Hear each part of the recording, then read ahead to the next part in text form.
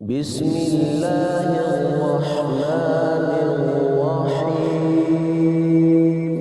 لم يكن الذين كفروا من أهل الكتاب والمشركين منفكين حتى تأتيهم البينة. رسول من الله يتلو صحفا مطهرة فيها كتب قيمة وما تفرق الذين أوتوا الكتاب إلا من بعد ما جاءتهم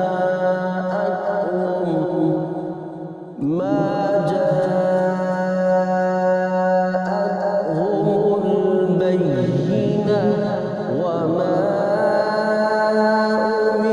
أمروا إلا ليعبدوا الله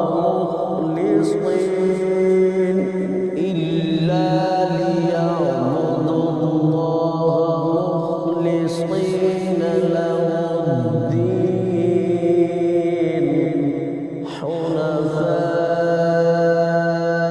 ويقيموا الصلاة ويؤتوا الزكاة وذلك دين القيمة. إن الذين كفروا من أهل الكتاب والمشركين في نار جهنم